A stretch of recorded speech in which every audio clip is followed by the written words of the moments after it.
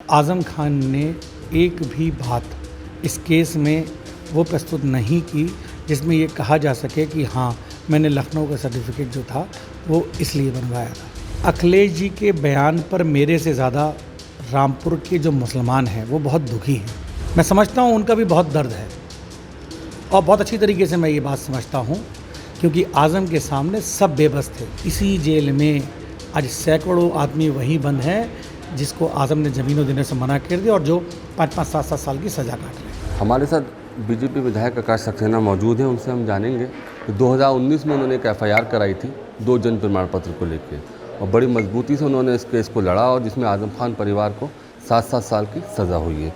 पूरी कहानी जानते हैं उन्हीं की ज़ुबानी।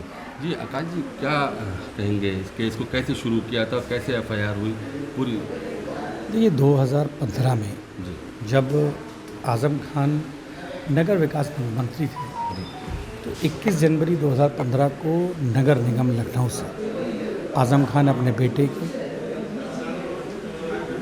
अपनी तंजीम फातिमा पत्नी के शपथ पत्र के आधार पर एक बर्थ सर्टिफिकेट लखनऊ से इशू करवाते हैं और उसमें कहा जाता है, लिखा जाता है, तंजीम फातिमा अपने शपथ पत्र में ये लिख कर देती हैं कि हमारा बेटा लखनऊ के क्वीन मैरी हॉस्पिटल में पैदा हुआ है और उसकी जन्मतिथि 30/9/1990 है। जबकि आज़म खान को ये अच्छी तरीके से पता था कि अब्दुल्ला आज़म का एक और बर्थ सर्टिफिकेट रामपुर नगर पालिका से बना हुआ है, वो भी सर्टिफिकेट तंजीम फातिमा और आज़म खान के शपथ पत्र के आधार पे ही बना है।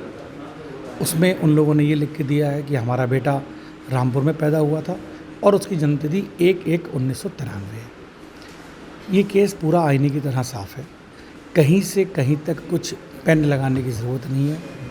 मेरे ख्याल से शायद ही कोई ऐसा आदमी होगा जो नहीं समझ सकता कि ये सब क्यों किया गया।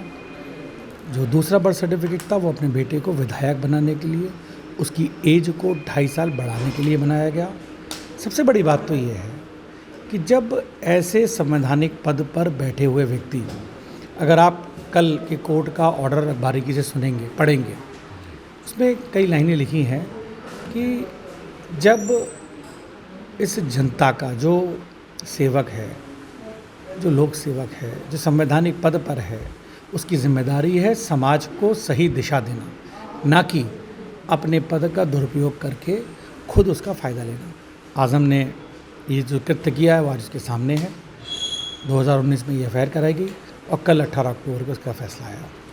फैसला आ गया, आज़म खान परिवार जेल भी चला गया है। आपने जो 2019 से लड़ाई लड़ी मजबूती के साथ, परेशानियों का भी सामना करना पड़ा होगा कुछ? देखिए, जब लड़ाई सत्य के लिए लड़ाई लड़ी जाती है तो बहुत सारी दिक्कतें आती हैं, लेकिन सत्य कभी छुप नहीं सकता। देर ज़रूर हुई है। इस पूरे अगर हम 4 साल के पीरियड में अगर देखें तो आज़म खान ने एक भी बात इस केस में वो प्रस्तुत नहीं की जिसमें ये कहा जा सके कि हाँ, मैंने लखनऊ का सर्टिफिकेट जो था वो इसलिए बनवाया था। उनके पास कोई जवाब ही नहीं है। पूरे इस केस के दौरान बचते रहे और इस केस को आगे बढ़ाने का प्रयास करते रहे। अच्छा, जिस तरीके से फैसला आने के बाद अखिलेश यादव का एक बयान आया है कन्नौज से कि मुसलमान होने की सज़ा मिली है, क्या कहें?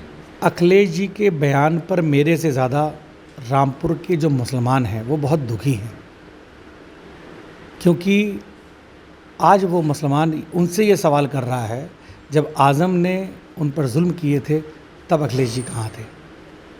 आज वो ये कह रहे हैं कि आज़म को सज़ा इसलिए मिल रही है कि वो मुसलमान हैं। आज़म ने जिन मुसलमानों पर जुल्म किए तब किसी का कोई बयान नहीं आया कि रामपुर के मुसलमानों के साथ जुल्म हो रहा है। आज यहाँ का मुसलमान कल से बहुत परेशान है अखिलेश जी के इस बयान को लेकर। कम से कम उनको रामपुर में आकर जो मुसलमानों की दुर्गति समाजवादी पार्टी की सरकार में और खासकर आज़म खान जब यहाँ के मुख्यमंत्री थे तब की गई, शायद उससे कभी बुरी स्थिति कभी जीवन में उन लोगों ने बुरे दिन नहीं देखे होंगे। और आज वही वजह है कि आज़म के ऊपर जो 26 किसानों के जो मुकदमे हैं वो 26 के 26 मुसलमान हैं। आज जो डूंगरपुर के जो मुकदमे चल रहे हैं 18 के 18 वो सारे मुसलमान हैं। तो अखिलेश जी को उनका दर्द नहीं दिख रहा है, बराबर से देखना चाहिए। रामपुर की जनता आज बहुत नाराज़ है, खासकर यहाँ का मुसलमान उस बयान से बहुत नाराज़ है, क्योंकि जो आज़म जैसे जो लोग होते हैं उनके लिए मज़हब या धर्म कुछ नहीं होता, उन्हें सिर्फ अपना कृत्य करने से मतलब है। और जो मुल्ज़िम होते हैं ये हमेशा की तरह, मैं आपको पहले भी मैंने कहा और अभी भी, मुल्ज़िमों का कोई मज़हब नहीं होता, मुल्ज़िमों का कोई धर्म नहीं होता, ना हिंदू होते हैं ना मुसलमान होते हैं, वो सिर्फ अपराधी होते हैं। अखिलेश यादव का एक बयान और आया है जौहर यूनिवर्सिटी को लेकर। उन्होंने कहा है कि जौहर यूनिवर्सिटी उन्होंने बच्चों के पढ़ने के लिए बनाई थी, उसकी भी उन्हें सज़ा मिली है। अखिलेश जी से उनके दिल पर हाथ रखकर ये बात पूछिए कि आप ही की सरकार में जब आज़म आपका हाथ पकड़कर सरकारी योजनाएं अपनी यूनिवर्सिटी में खींच खींच के लेके जाते थे, तब उनको कैसा लगता था। मैं समझता हूँ उनका भी बहुत दर्द है और बहुत अच्छी तरीके से मैं ये बात समझता हूँ, क्योंकि आज़म के सामने सब बेबस थे। ये बात मुझसे ज़्यादा और कोई नहीं जान सकता, क्योंकि आज़म की यूनिवर्सिटी में जिस सरकारी पैसे का जिस तरीके से नंगा नाच हुआ, क्यों नहीं अखिलेश जी ने, और सारी यूनिवर्सिटीज़ हैं जो और भी जो अल्पसंख्यक जो यूनिवर्सिटीज़ हैं उसमें भी इसी तरीके से पैसा लगाना चाहिए था, लेकिन आज़म ने ये पैसा छीन के सरकार से लगाया और आज हर चीज़ की बारीकी से जांच हो रही है।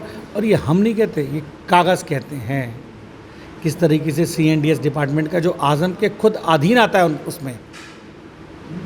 दूसरा, अखिलेश जी से मैं ये कहना चाहता हूँ, उन्हीं की सरकार में शाहिद मंसूर जब मंत्री हुआ करते थे, आज़म की यूनिवर्सिटी पर उन्होंने पत्र लिखा कि आज़म की यूनिवर्सिटी 2000 करोड़ की है, उसमें 1% के हिसाब से 200 करोड़ रुपए सेस बैठता है, वो जमा करना चाहिए। वो पत्र सरकार में गया, आज़म बिगड़ गए और आज़म ने अखिलेश जी से शिकायत की। अखिलेश जी ने रातों रात जो अधिकारी लखनऊ से वो नोटिस लेके चला था, वो भी हमारा यादव भाई था, उसको टर्मिनेट कर दिया। ये आपका प्रेम है। बताना सिर्फ इतना चाहता हूँ कि आज़म के सामने सब बेबस थे। बेबसी की वजह क्या थी? असली वजह ये थी कि कोई चाहता ही नहीं था कि आज़म रामपुर के अलावा कहीं और दिमाग लगाएं, क्योंकि जिस तरीके से वो चाहते थे, रामपुर में जो कहर उस 2012 से लेके और 2017 तक की सरकार में जो यहाँ ढहाया गया है, वो यहाँ के मुसलमानों से आके पूछिए। यहाँ के मुसलमानों का हाल वो किया था, सबकी ज़मीनें छीन ली गई, जिसकी ज़मीनें रजिस्ट्रियाँ नहीं की उनके सीधे हाथ के, उनके अंगूठे तोड़ दिए गए। आले हसन नाम का एक यहाँ पर CEO हुआ करता था, नाम का वो CEO था, लेकिन पूरा SP का चार्ज आज़म खान ने दे रखा था। नौकरी छोड़ने के बाद वो आज़म की यूनिवर्सिटी का सुरक्षा अधिकारी बना। तो आप इससे पता लगा सकते हैं कि वो क्या आदमी था। जिस मुसलमान ने आज़म की बात नहीं मानी, उसको चरस अफीम में बंद कर दिया। आज इन्हीं जेल में, जिस जेल में आज़म खान है, इसी जेल में आज सैकड़ों आदमी वहीं बंद हैं जिसको आज़म ने ज़मीनों देने से मना कर दिया और जो 5-5, 7-7 साल की सज़ा काट रहे हैं। अब क्या देखना है सियासी सफ़र आज़म खान के परिवार? देखिए, आज़म ने कभी भी अपना सियासी उत्तराधिकारी जानबूझकर बनाया ही नहीं। उसने हमेशा अपने परिवार को और अपने नौकरों को ही आगे किया। रामपुर के मुसलमानों में प्रतिभाओं की क्या कमी है? रामपुर के मुसलमानों की प्रतिभाओं का सिर्फ अपने लिए इस्तेमाल किया गया। उदाहरण के तौर पे अगर मैं आपको बताऊं, उनके तब के मीडिया प्रभारी फसाद शानू साहब हैं, उनसे बयान दिलवाया गया कि अब्दुल क्या दरी बिछाएगा। बयान उनसे दिलवाया, फ़ायदा उसका अपने आप लिया, सहारनपुर में सरफराज के बेटे को MLC बनवा दिया। क्या हमारे रामपुर का मुसलमान MLC नहीं बन सकता था? क्या हमारे रामपुर का मुसलमान किसी संवैधानिक पद पर ही बैठ सकता था? रामपुर के मुसलमान को नौकर समझा और उसको पैर की जूती की तरह इस्तेमाल किया कि जब चाहे उसको इस्तेमाल किया और जब चाहे उसको उठा के फेंक दिया। लेकिन आज यहाँ का मुसलमान बहुत अच्छी तरीके से जान चुका है आज़म को जो सज़ा मिली है। आज हर जगह जाकर देखिए आप, मोहल्ले मोहल्लों मिठाई बांटी गई है रात। तो ये दिखाता है कि किस तरीके से यहाँ का मुसलमान दुखी था और कल उन्होंने खुशी मनाई है। क्या लग रहा है इस बार लोकसभा में आज़म खान परिवार से किसी को लड़ाएं, बहू को लड़ा सकते हैं? अब देखिए, ये उनका अपना निर्णय है। मैंने आपसे कहा ना, आज़म ने कभी कोई अपना उत्तराधिकारी बनाना ही नहीं चाहा जनता में से। यूनिवर्सिटी की अगर ट्रस्टी की बात करें, उठा के देख लीजिए, आज़म खान, तंजीम फातिमा, अब्दुल्ला आज़म खान, अदीब आज़म खान, निखत अखलाक, उनका पति नसीर खां, सलीम कासिम, ये सारे के सारे नाम कौन है? या तो परिवार के या नौकर हैं। इससे आप ये लगा सकते हैं कि जनता का आदमी जो ट्रस्ट में नहीं है, तो आज़म कैसे उसको ला सकते हैं। यहाँ के मुसलमानों को आज़म ने गुलाम बना के रखा। नवाबों ने जो जुल्म किए थे, उससे 10 गुना ज़्यादा जुल्म आज़म ने रामपुर की जनता के साथ की है और यहाँ नवाब बनने की कोशिश की, लेकिन अब देश आज़ाद है और रामपुर की जनता किसी तरीके के कोई जुल्म बर्बाद नहीं करेगी। हम पूरी तरीके से रामपुर की जनता के साथ हैं और आज जो लड़ाई लड़ रहे हैं वो रामपुर की जनता की लड़ाई लड़ रहे हैं। शुक्रिया बहुत बहुत हमसे बात करने के लिए। तो ये आकाश सक्सेना जी थे जिनसे हमने बात की। रामपुर से आमिर खान, यूपी तक।